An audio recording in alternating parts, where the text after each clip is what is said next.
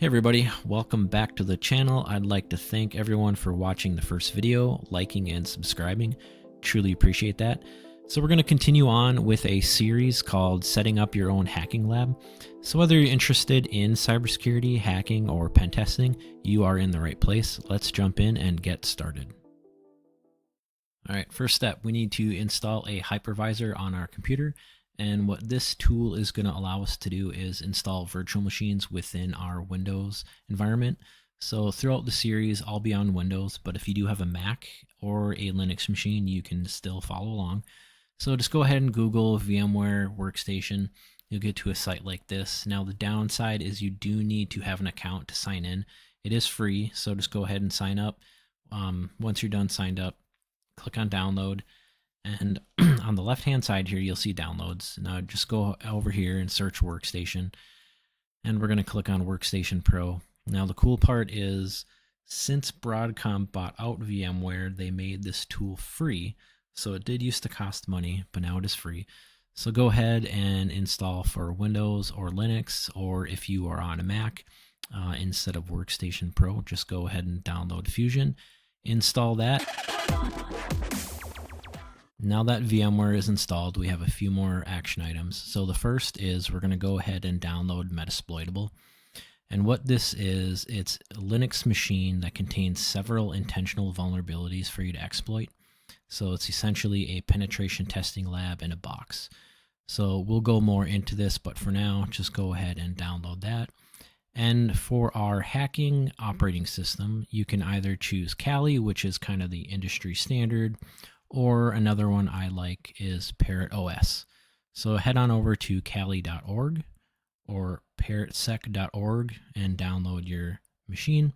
If you do Kali, which is what we'll do in the video, just go here to download and go over to virtual machines, and then just click on right here the download VMware one.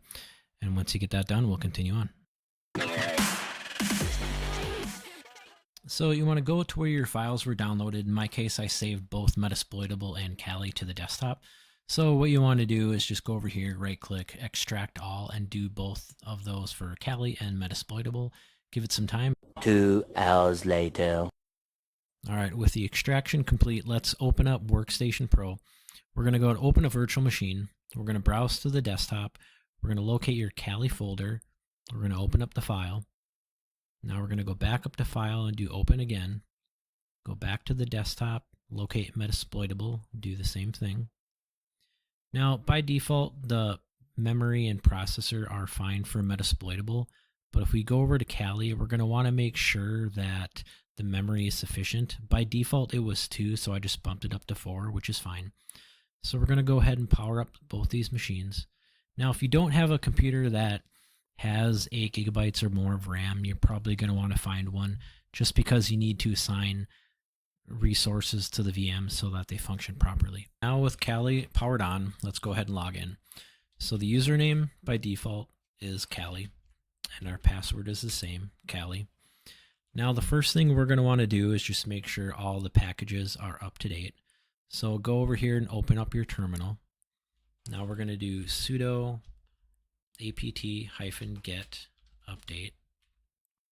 Password is Kali. Now this is just going to go out and get all the latest updates from the repositories.